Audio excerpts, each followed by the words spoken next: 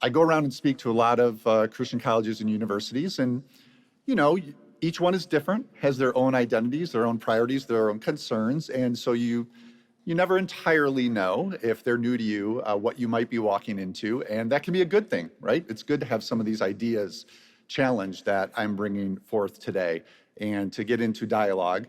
We'll see. Maybe that'll happen, but based on that call to worship, I think I'm going to be very, very comfortable here. So let me ask you a question. I think I know the answer based on what I just heard and what I've seen around here. Do you speak pop culture? Think Christian was mentioned, which is my day job. It's a faith and pop culture media ministry, podcast, website. We do videos too. But we're part of a larger media ministry called Reframe Ministries. And so I'm on the English language team there. We produce programs primarily for North American audiences. But we also have, as part of Reframe, 9 other language ministries, from Chinese to Russian to Arabic. And so when I talk to supporters of Reframe, donors, followers who support Reframe Ministries, and they ask, well, what does Think Christian have to do with what is, in their eyes, an international language ministry?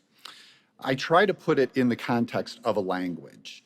And so I say, yeah, this ministry, this program speaks Hindi. Think Christian speaks pop culture. Talk about pop culture as a specific language. So do you speak it? Do you follow YouTube channels? Do you gobble Netflix shows? Do you stream music on Spotify? Do you maybe even possibly still go to a movie theater? Maybe, hopefully. I hope that you do. Even if you don't, even if some of this is a bit foreign to you and you're here, I don't know why you'd be here then, but I'm glad you're here.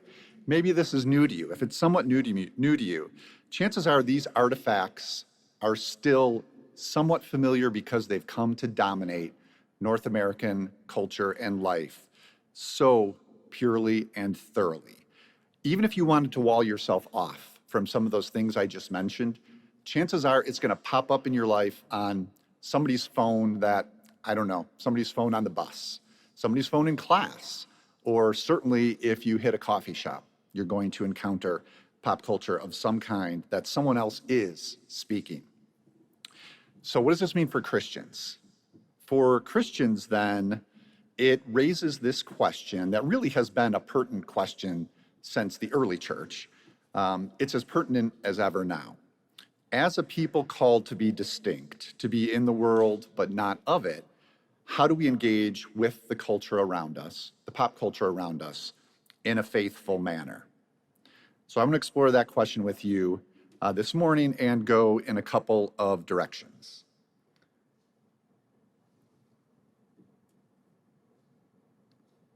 We'll see if this will connect, and then we'll get going here.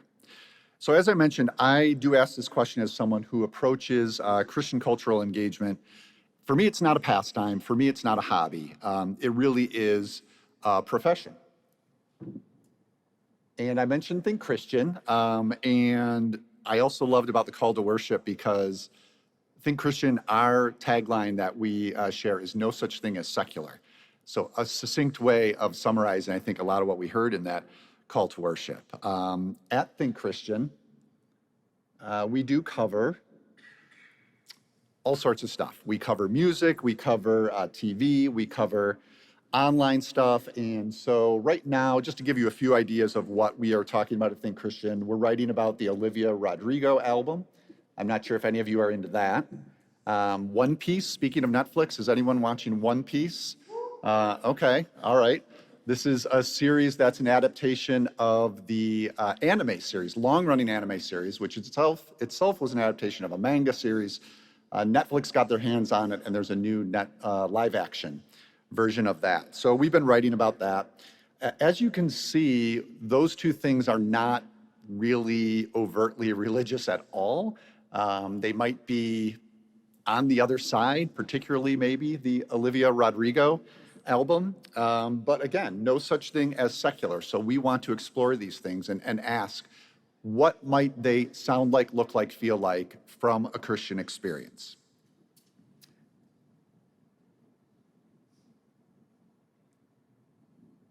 So that's Think Christian. As was also mentioned, I've written a couple of books that explore this thought process, particularly as it applies to movies. And the first of these, Movies Are Prayers. I'll talk to you more about that in detail a little bit later this morning. So I'll save that for then. Fear Not is my most recent book, just came out about 2 months ago, A Christian Appreciation of Horror Movies. And yeah, I would love to have you join me again if you're not sick of me by this afternoon, tonight at the Calgary Central Library. I'll be talking about that in detail. I think that starts at 7 p.m.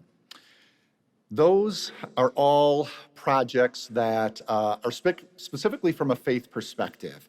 But I also have a side hustle, I guess you could call it, Film Spotting, the podcast and a radio show based out of Chicago.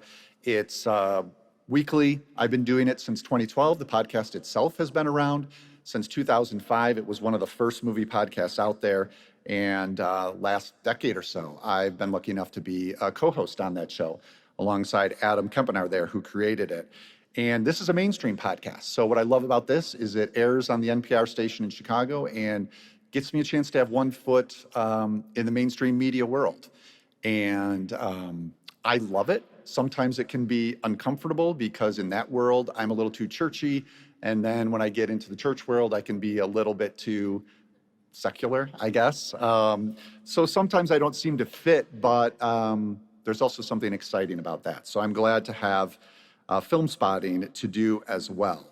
And so the point of all this is really just that I'm doing this stuff because I love it. I absolutely love it. I've always been enamored by popular culture, going back to, way before college. It was something that I just gobbled up.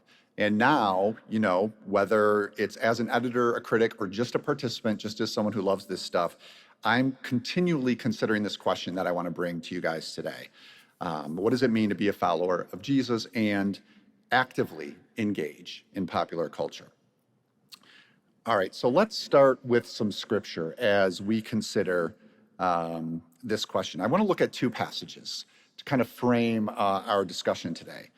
Genesis, look at a passage in Genesis, the cultural mandate that we are given there in the Old Testament.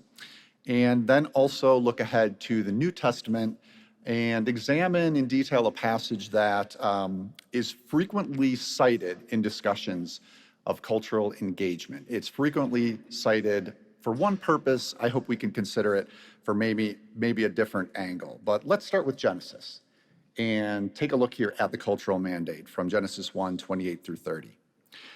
God blessed them, and God said to them, "Be fruitful and multiply, and fill the earth and subdue it, and have dominion over the fish of the sea, and over the birds of the air, and over every living thing that moves upon the earth." God said, "See, I have given you every plant yielding seed that is upon the face of all the earth, and every tree with seed in its fruit. You shall have them for food. And to every beast of the earth, and to every bird of the air, and to everything that creeps on the earth, everything that has the breath of life, I have given every green plant for food." And it was so. Let's move to Philippians 4, verse 8. "Finally, beloved, whatever is true, whatever is honorable, whatever is just, whatever is pure, whatever is pleasing, whatever is commendable, if there is any excellence and if there is anything worthy of praise, think about these things." All right, so here's our framing question. Hold those two passages in your mind, if you can. And let's consider a biblical cultural mandate, what that might look like. Here's the question I want you to ask yourselves. What if we approached this cultural mandate as a gift to enjoy rather than a burden to bear? What do I mean by that?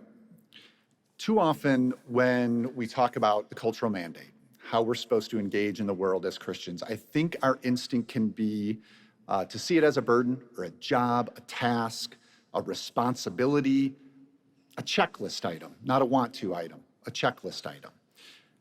We kind of can tend to assume that we have to be the culture police. And what does that look like then? Okay, if that's our mindset, what does that look like? Well, when we see a movie or a song or a TV show, often we're going to immediately assume a defensive, if not negative, posture. We kind of get in a stance. And that means we're going to start with negative questions immediately. This is how the terms are set. What's offensive here? And usually we'll define that by, what goes against the 10 Commandments? Can we kind of hold that up and then look at the movie and see where it's being offensive? Or how about this question? Does this challenge a Christian worldview? A fair question, but when we start with that, what have we suddenly done? We've built an arena, a battleground, a challenging, a battle of worldviews is how we've suddenly framed this encounter. We also might ask, well, how is this going to harm me? What might it do to me? Or the one that's often thrown out there to scare everyone, what will it do to the children, right? We hear that a lot, I think. And I think what I want to suggest is that sort of fearfulness, I really do believe that's a very different posture toward culture than what is described there in Genesis. Think about that passage again, okay? Think about some of the terms that are used. We're told to be fruitful, to multiply.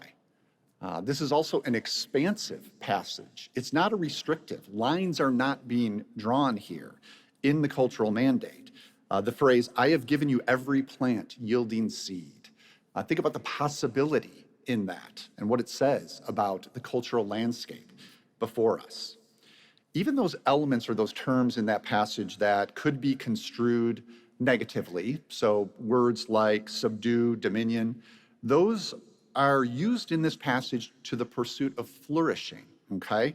Not conquering, but flourishing. These have been given to us so that we can live our best lives. I'm not sure if any of you are familiar with the book Culture Making by Andy Crouch. It was very formative for me in thinking about some of this stuff. And Crouch has this remarkable exploration of the cultural mandate in that book along these positive lines. So this is Andy Crouch. Creation at its best leaves us joyful, not jaded. It prompts delight and wonder, even in the creators themselves, who marvel at the fruitfulness of their small efforts. So I do think, taking that into account, the biblical call for cultural mandate is not to be the police. It's not our call to declare what is good or bad for all the world. We can make those distinctions, I'll get to that. But that's not what our primary call is. Instead, our primary call, if you look at the cultural mandate, is to be cultivators. That's a different job, if we want to look at it that way. Cultivators are creators or encouragers. If you're not the creative type, you can still be an encourager of a cultural landscape that allows for the flourishing that God did intend for us. Okay, so that, you might be saying, sounds all well and good, easy to do if all the culture out there, is nice and happy and not challenging. That's not the case. So what do we do with the culture that does not promote flourishing? Plenty of it does not promote flourishing. And this is where Philippians 4 verse 8 gets thrown at me. Okay, here's how this question is framed, especially if I want to defend, say, a horror movie or something else that has questionable content, which many of them do.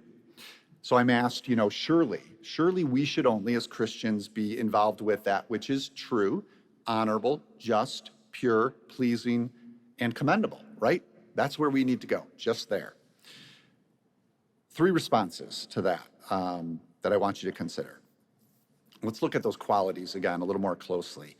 And they also reveal themselves to be more expansive than they're often given credit for. Think of 3 of them. Think of truth, honor, and justice. Those qualities can be found in all sorts of culture that is not distinctly Christian. They also can be found in culture that's not nice to look at. Telling the truth can be ugly.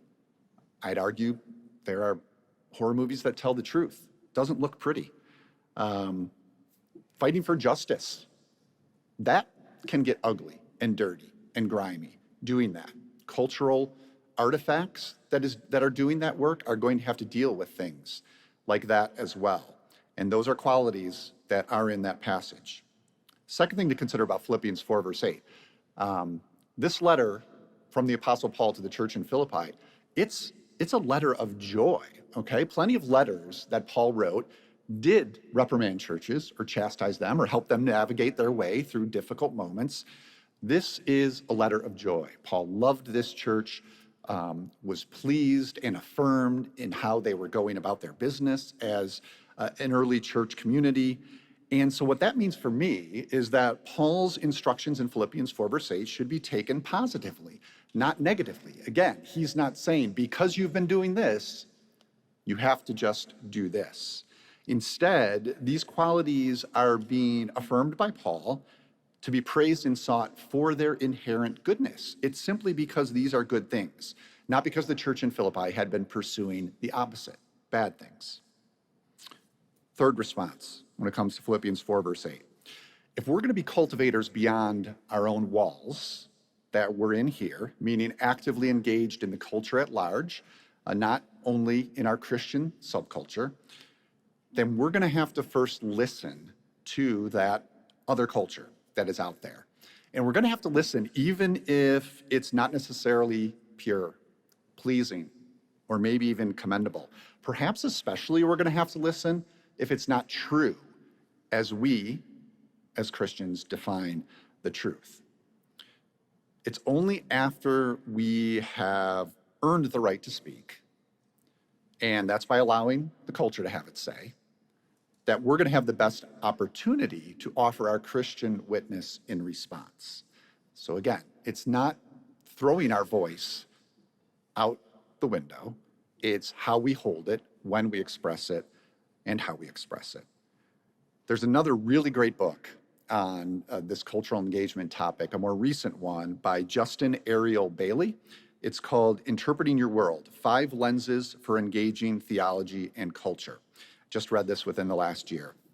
And this is Bailey talking about cultural understanding. He says, cultural understanding required careful listening. This meant that rather than moving immediately to critique, we first had to understand culture on its own terms, to grasp the worlds of meaning contained in cultural texts and the way they work their way into our imagination. Cultural literacy opened the door to responsible cultural agency. So that was a lot of theorizing, intellectualizing, theologizing. What does this practically look like in our daily lives?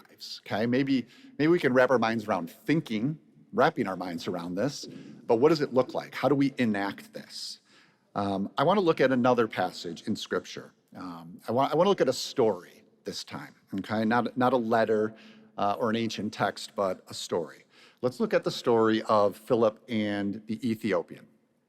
This comes to us from the book of Acts, and a very familiar story. Sure, you're familiar with it, but you can look at it up there again and remind yourself. I heard a wonderful sermon from Denise Kingdom Greer a couple of years ago now on this passage, and really helped me think and further process this idea of cultural engagement. She was talking about relationships in general in her sermon, and she was talking about evangelism as well. This is very much a passage about early evangelism.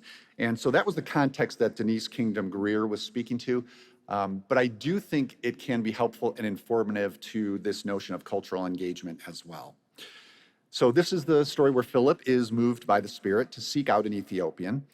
He finds him reading Isaiah in his chariot. And so he engages with him, answers his questions, and it eventually results, as you see there, in the Ethiopian asking to be baptized. So Greer pointed out 3 things about this, again, that apply to evangelism, but cultural engagement, I think you could argue, is its own form of evangelism in many ways. Here are the 3 things she pointed out about this passage. We're called to meet others where they are. I love that Philip goes to the chariot, and I don't know if it details it here, maybe not, but when I'm hearing this story, I think of him as like actually getting into the chariot. Maybe he'd never been in a chariot, seen a chariot, I don't know, but it's a detailed physical example of moving into a specific physical space that's not yours to be part of this conversation. That's where it's taking place. The Ethiopian hasn't been dragged to Bible study. That's fine. For some people, that's the way that they can be moved by the Spirit too. But in this example, and I think it speaks to cultural engagement, Philip is moving into this other space, meeting the Ethiopian where he is. So that's one thing. Another thing, we're called to ask questions and consider the answers. There's that trick, right? You ask the question, and then before the person starts talking, you're thinking about how you're going to answer your own question. That's not what we see happening here. That's not what we're called to do. When Philip asks, "Do you understand what you are reading?" he's genuinely, seriously interested in hearing what the response is. What is this person's response to maybe their first encounter to the gospel hope of Isaiah? How are they experiencing it? Then maybe Philip can offer an answer or a response to the person's answer, give them a chance to answer first. A third thing is find common ground first, build the relationship first, and then worry about interpretive distinctions later, doctrinal standards, denominational differences, all those sorts of things fall in this category. Find that common ground first. What happens at the end of this story? The Ethiopian is baptized. He asks Philip, "What can stand in the way of my being baptized?" Well, potentially a lot.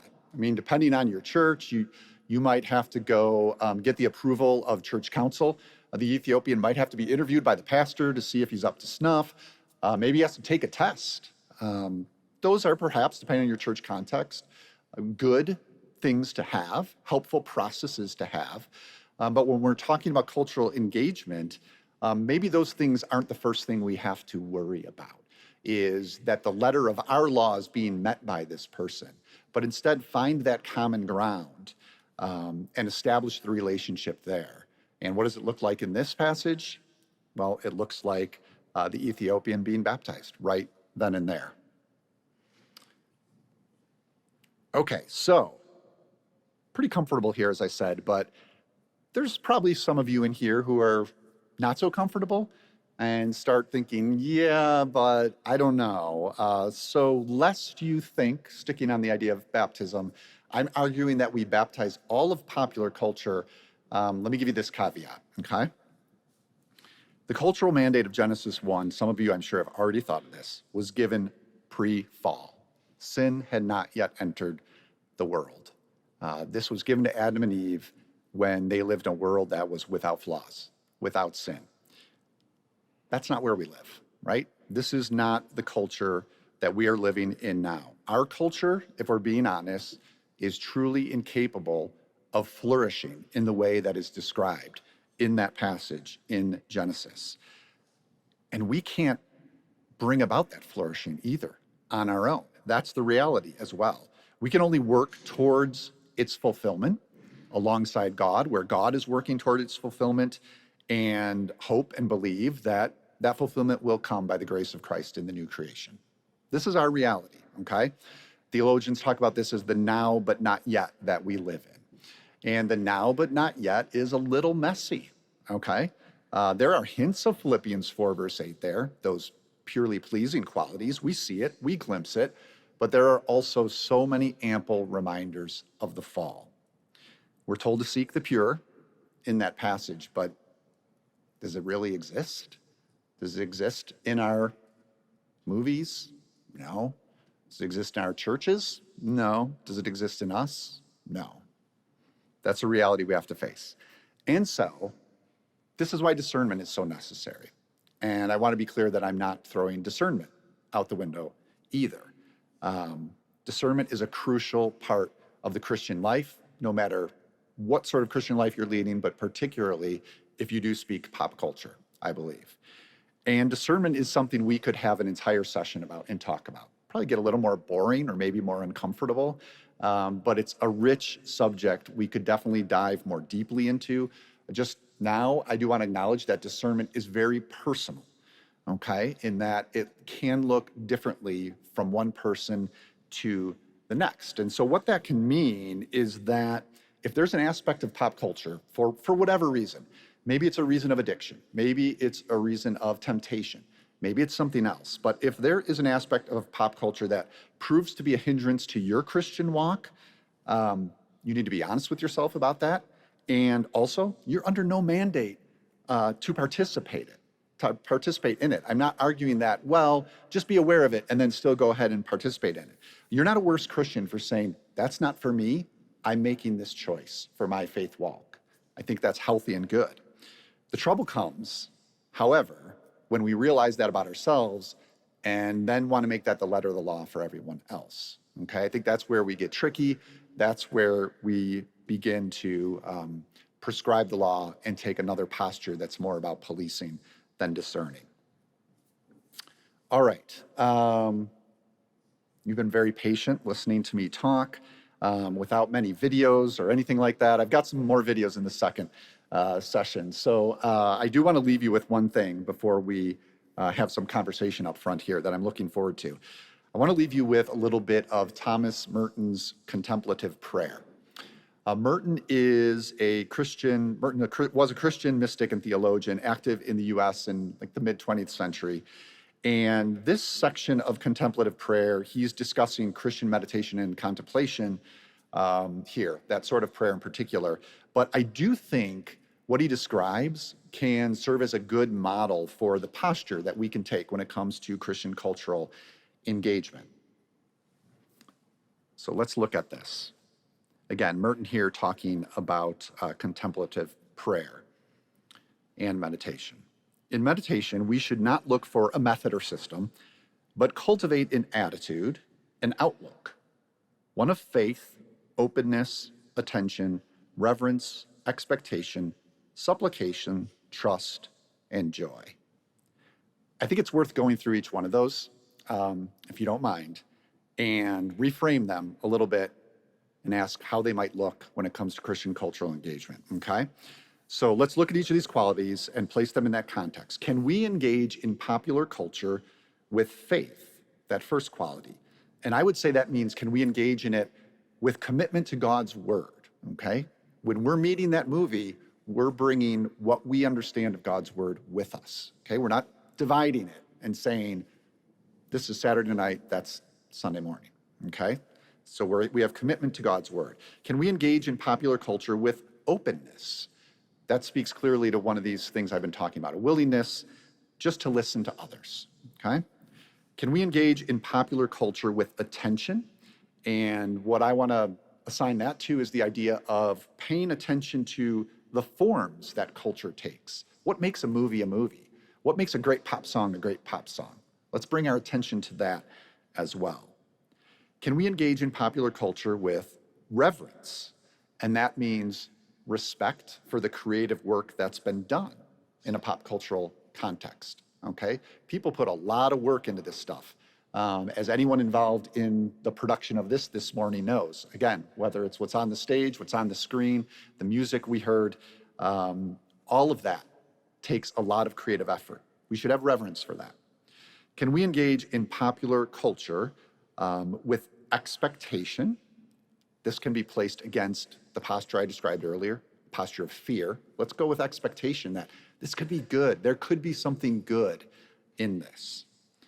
Can we engage in popular culture in supplication? And this, I would say, speaks to our expectation that we want to enter the conversation.